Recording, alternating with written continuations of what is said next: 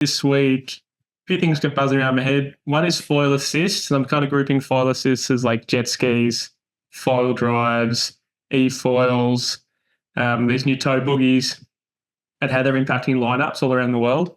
For sure, there's places that are empty enough that it's epic for. But what I've seen more and more of is these foil assists creeping into lineups that either one aren't really foil friendly waves, and there aren't other foil sleeping surfers out there. And then also the right of way, like someone who's paddling in under their own steam should always have right of way.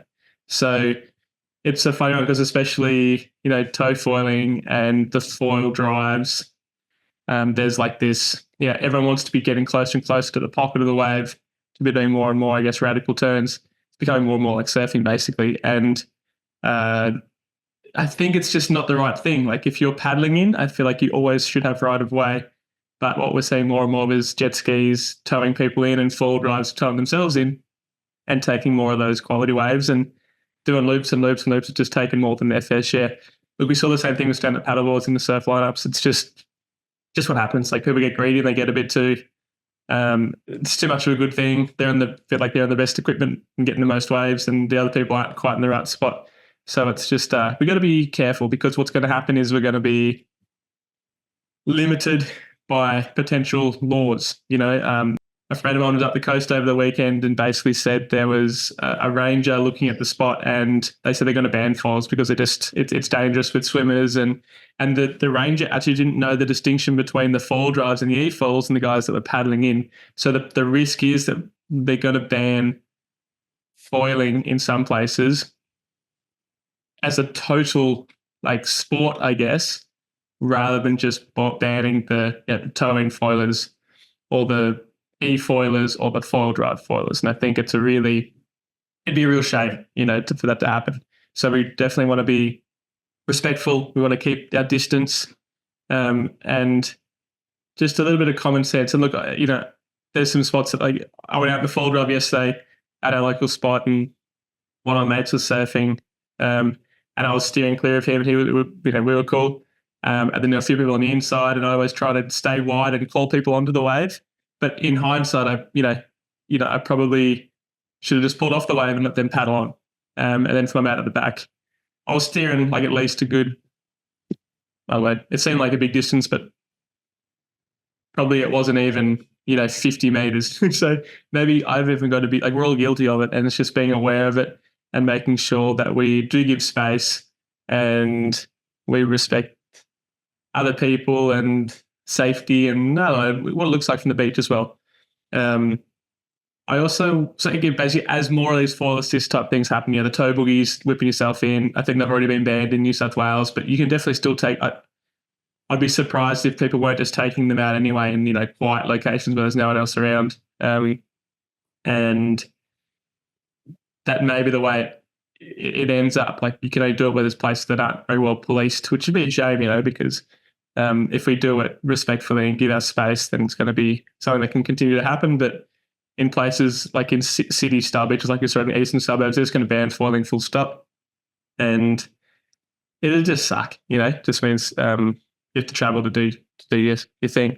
And that's kind of one of the reasons why downwind foiling is my passion, is because it's hard for them to ban us out there, but also there's no one out there. So downwind foiling is, to me, the pinnacle, and I might recommend more people to get into downwind foiling, because surf foiling is becoming a bit like surfing, unfortunately. Even just the other day, I was chatting to a guy, came in and said, "How was it?" He goes, "Oh, it was good.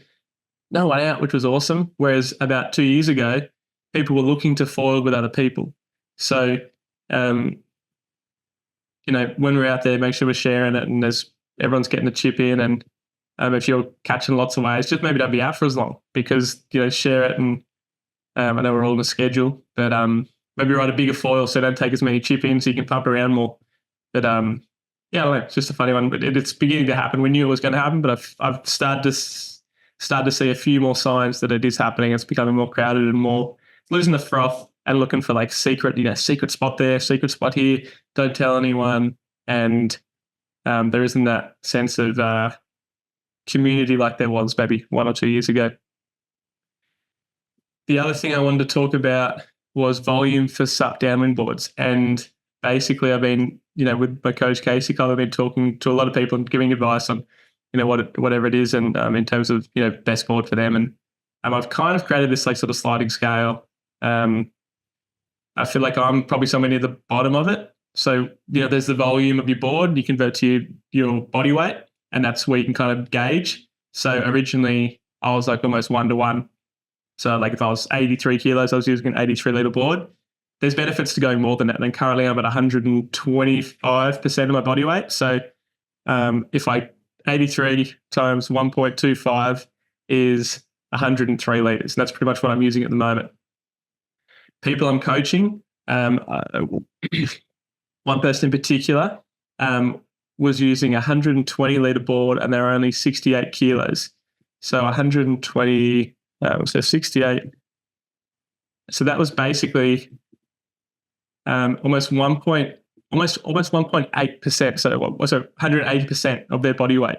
So for me, if I was using the same ratio, so 180% of body weight at 83 kilos, I'd be using almost 150 litre board. And I would, for me personally, using a board that big is actually it's detrimental. So going too big a volume is actually harder. So especially if you're lighter, like so if this is for 68 kilos and 1.25, so that's 85 litres, which I think is probably too small for most people. But I think if we bump it up to like 1.45%, brings us just under 100 litres. So I think for most lighter people, you're looking at, like if you're under 68 kilos, you're looking at 95 litres is probably a good board for you. But if you're up around 70 kilos, then I reckon you're looking at sort of around the 100 to 105 litre.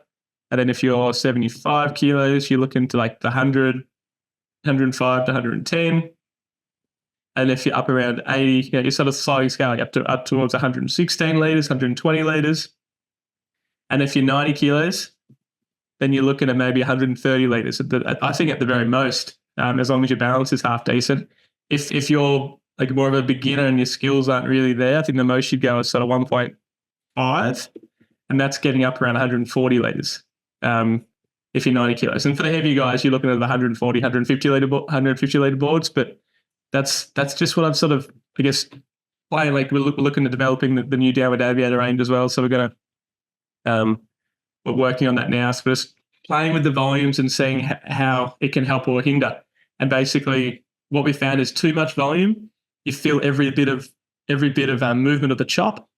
But also, once you're up and going, it's harder to pump because the extra weight and the extra, board volume, surface area, thickness, and obviously weight. And then too small a volume, and it's hard to balance on because your feet are underneath the water, and you've got to take a couple strokes before you get up and going. So the benefit of too much volume is on flat water, the board's already on the surface of the water.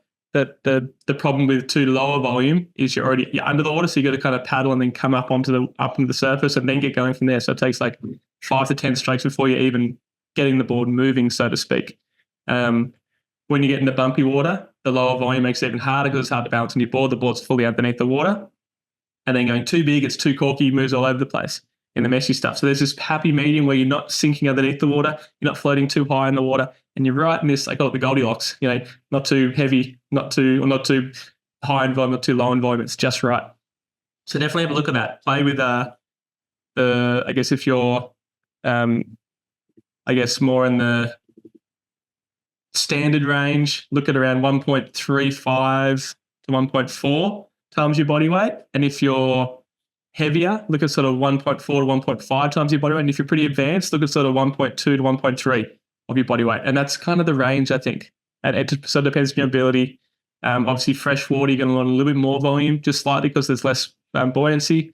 But yeah, that's the kind of sliding scale that I've been working with and developing. The formula we're going to use for the next range of downwind boards with Sonova.